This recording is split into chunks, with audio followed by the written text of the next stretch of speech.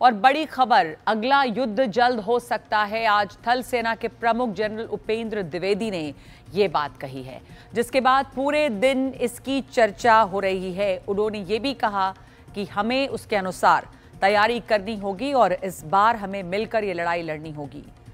देखिए ये रिपोर्ट।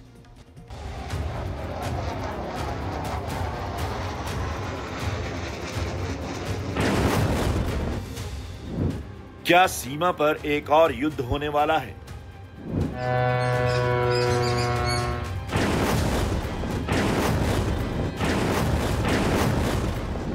क्या पाकिस्तान से फिर जंग हो सकती है?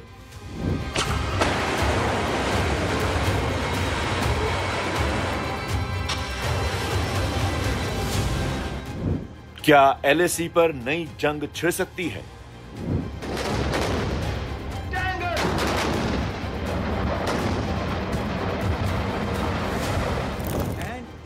ये सवाल इसलिए उठ रहे हैं कि भारतीय सेना प्रमुख लेफ्टिनेंट जनरल उपेंद्र द्विवेदी ने मद्रास IIT के एक कार्यक्रम में बड़ा दावा किया है। ऑपरेशन सिंदूर पर बात करते हुए सेना प्रमुख ने कहा कि जल्दी ही अगला युद्ध हो सकता है। And the next war, which we are looking at, it may happen soon, and we have to prepare accordingly, as already been brought out by director, that in this we have to fight this battle together. This non-kinetic has to be fought together. सेना प्रमुख ने ऐसा बयान क्यों दिया? इसे समझने के लिए ऑपरेशन सिंदूर के वॉर गेम को समझना होगा। कुछ दिनों पहले उप सेना प्रमुख ने एक कार्यक्रम में दावा किया था, ऑपरेशन सिंदूर में भारत 3 मोर्चों पर एक साथ युद्ध लड़ रहा था। हमारी जंग डायरेक्ट पाकिस्तान से हो रही थी, लेकिन उसकी मदद चीन और तुर्की कर रहे थे। चीन और तुर्की ने पाकिस्तान को न सिर्फ हथियार दिया, बल्कि ऑपरेशन के दौरान लाइव जानकारी भी दी। Few lessons that I thought I must flag as far as Operation Sindoor is concerned. Firstly, one border, 2 adversaries. So we saw Pakistan one side, but adversaries were 2, and if I would say actually 4 or 3 actually. So Pakistan was the front face. We had China providing all possible support, and it's no surprise because if you were to look at statistics, in the last 5 years, 81% of the military hardware that Pakistan is getting is all Chinese, 81% of that. China perhaps has seen is that he's able to test his weapons against, say, various other weapon systems that are there. It's like a live lab which is available to. So it's a good, that is what is something we have to be very, very cognizant about. Again, Turkey also played a very important role in providing the type of support that was there. Bayraktar, of course, he's been giving from before. We saw numerous other drones also coming in. Operation Sindoor के बाद पाकिस्तान के field marshal Munir की सक्रियता भी ध्यान देने लायक है। पाकिस्तान के आर्मी चीफ आसिम मुनीर अभी अमेरिका के दौरे पर हैं। इससे पहले पाकिस्तान के PM और रक्षा मंत्री ने चीन का दौरा किया था। चीन पाकिस्तान को 80% हथियारों का निर्यात करता है। ऑपरेशन सिंदूर के दौरान पाकिस्तान ने चीनी हथियारों से ही भारत पर पलटवार किया था। इसीलिए भारत के सेना प्रमुख संभावित युद्ध को लेकर देश को आगाह कर रहे हैं।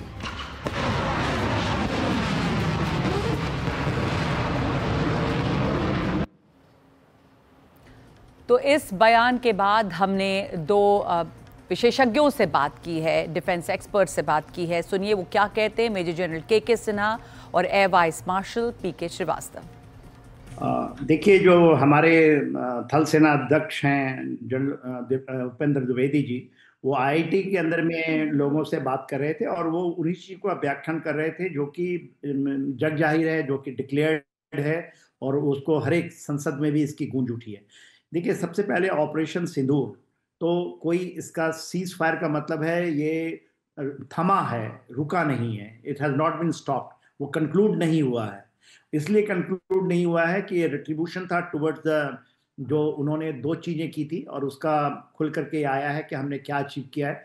एक तो ये जो आतंकवादी हमला करता है पाकिस्तान प्रॉक्सी, जिसके अंदर में हम ये कहते हैं कि पाकिस्तान जो स्टेट है और जो उसके करने वाले हैं उनको हम दो अलग नहीं मानेंगे। ये पाकिस्तान स्टेट का हिस्सा है। तो यदि कोई आतंकवादी हमला होता है, ये हमारे लिए भी बहुत बड़ी चुनौती है। उसका रिट्रीब्यूशन पाकिस्तान के अंदर में और कन्वेंशनल तरीके से होगा, जिस तरह से ऑपरेशन सिंदूर चला था। दूसरी बड़ी बात है जो उनकी न्यूक्लियर बोगी है। बार बार वो कहते हैं कि न्यूक्लियर मार देंगे, ये कर देंगे, वो कर देंगे, उसके आड़ में छिप करके प्रॉक्सी वॉर चलाते हैं।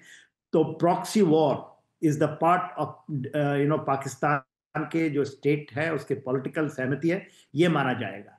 तो वो इसी चीज को बता रहे हैं कि ये रुका नहीं है और कभी भी शुरू हो सकता है। वो पाकिस्तान के ऊपर में है कि एस्केलेशन को वो कितना बढ़ाता है। यदि आपको याद होगा तो 7 तारीख को जो हमारा ऑपरेशन सिंदूर का पहला फेज था, जिसमें उनके आतंकवादियों के 9 ठिकाने को ध्वस्त किया गया था, उसके बाद उनको बता दिया गया था कि देखिए, हमने आपके सिविल इलाकों को नहीं टच किया है, ये हमारा एम था, ये नॉन स्केलेटरी है। यदि आप स्केलेट करेंगे तो हम उसका मुंहतोड़ जवाब देंगे, यदि आप गोली चलाते हैं तो गोला से होगा। उन्होंने नहीं माना। उन्होंने 9 तारीख को करने की ट्राई की, उसके बाद 10, 9, 10 आपने देखा कि कितनी फिर उन्होंने घुटने टेके और उन्होंने कहा कि हम हार मानते हैं और हम इन चीजों को नहीं करेंगे। उस मामले में 2 डीजीएमओ के बीच में बातचीत हुई और हमने इसको एक सीज फायर का मौका दिया है। तो जो सेना अध्यक्ष कह रहे हैं एब्सोल्युटली, और वो तो पार्लियामेंट में, संसद में भी ये बात आई थी कि ये रुका है, थमा है, रुका नहीं है, इट इज नॉट ओवर। तो ये ओपन एंडेड है और वो कभी भी हो सकता है। इट डिपेंड्स जिस तरह से दूसरे डीप स्टेट्स हैं, जो बाहर के डीप स्टेट नाम नहीं लेना चाहता हूँ, जिस तरह से चीजें कर रहे हैं, यदि उन्होंने कोई हरकत की या कोई हिमाकत की तो उसका जवाब तो बहुत तगड़ा होगा और ये बहुत विविध होगा। ये वो भी जानते हैं और वो ट्राई कर लें।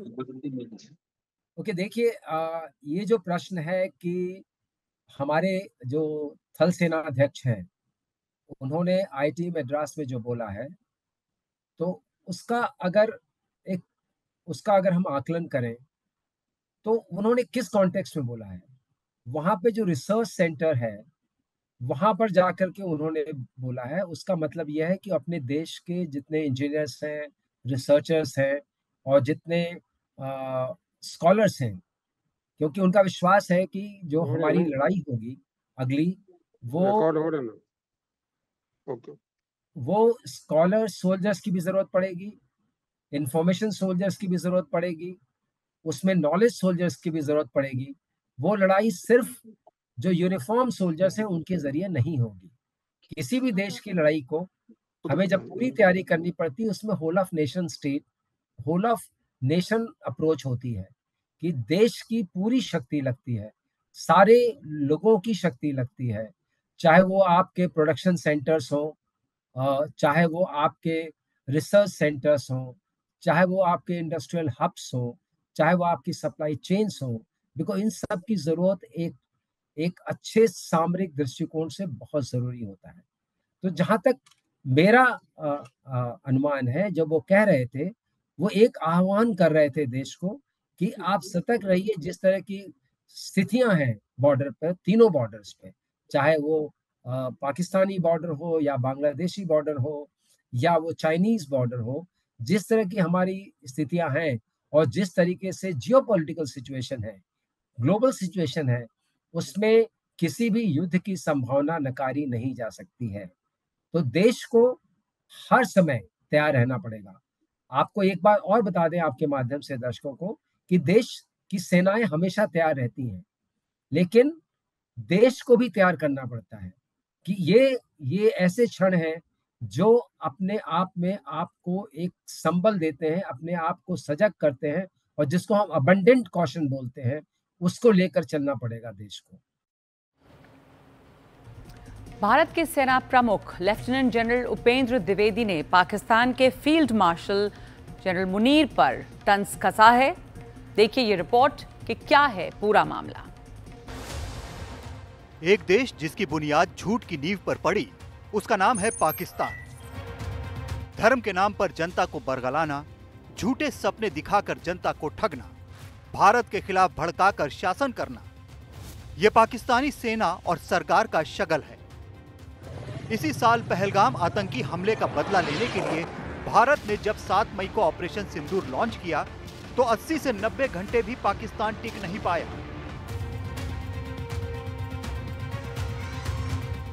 पाकिस्तान के डीजीएमओ ने भारत से रहम की भीख मांगी और भारत ने ऑपरेशन रोक दिया। लेकिन झूठा पाकिस्तान अपनी हार छिपाने के लिए फिर अपनी कौम से फरेब करने लगा।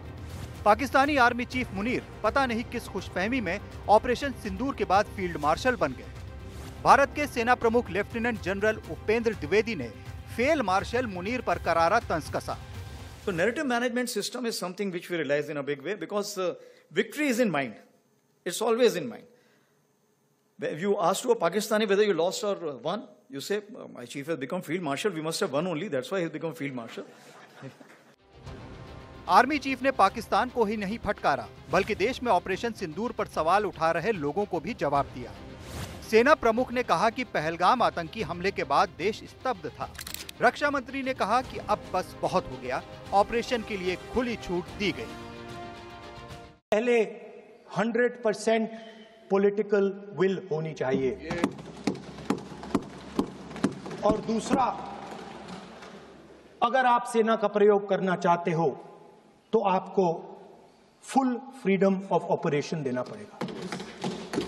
जनरल मानेकशॉ ने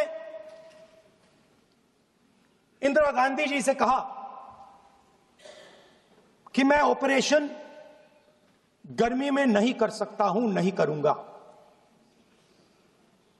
मुझे 6 महीने चाहिए। इंदिरा गांधी जी ने उन्हें कहा आपको 6 महीने चाहिए, 1 साल चाहिए, जितना भी आपको समय चाहिए आप लीजिए, क्योंकि आपको फ्रीडम होनी चाहिए। 22nd April, you're aware what happened in Pahalgam, and it actually shocked the nation. 23rd is the time when next day itself, we all sat down. And this is the first time which RM has also said, I think enough is enough. And all the 3 chiefs were very clear, something has to be done. And the free hand was given, of course, that you decide what is to be done.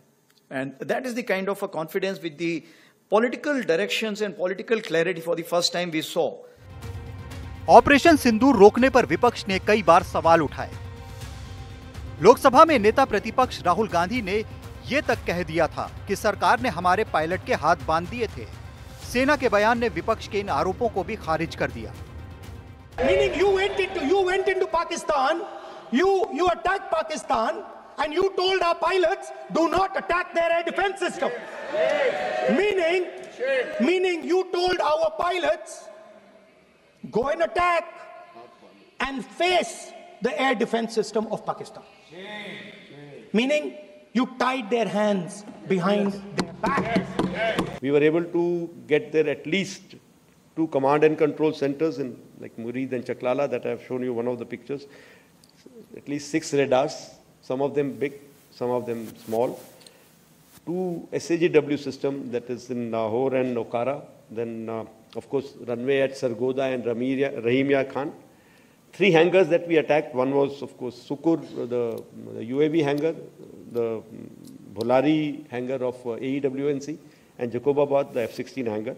And we have indication of at least 1 AEWNC in that AEWC hangar, and a few F-16s which were under maintenance there. Just see, this one name has connected the whole nation together. And today people are saying Sindoor to Sindhu, everything we have taken care of. But that is something which galvanized the whole nation as such. And the soldiers per se, because when I went on ground and I told them that, look, any sister, mother, daughter, whenever she applies the vermilion or the Sindoor, she will always remember the soldier. And I think that was the connect.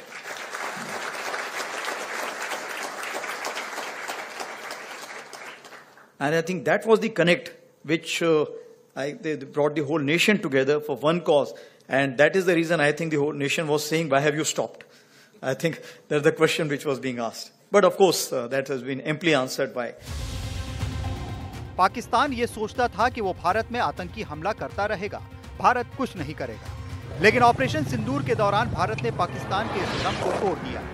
सेना ने बताया कि पहली बार भारत ने पाकिस्तान के heartland पर हमला किया, जिससे पाकिस्तान भी हैरान रह गया। हालांकि भारतीय सेना के शौर्य से कांग्रेस परेशान है। कांग्रेस नेता उदित राज ने सेना के बयान को वोट विवाद से जोड़ दिया। It was wide and deep where we hit the heartland. This was the first time we hit the heartland. And of course, our target was the nursery and the masters. And like I told you, and this has never been done, and even Pakistan was not expecting that the heartland will be hit. And that's what came as a shocker to them. मुझे लगता है कि जो राहुल गांधी जी ने vote की चोरी पकड़ लिया है, उसके लिए कुछ भी कर सकता, हो सकता है कि ये मिलकर कोई बड़ा कांड कर दें ताकि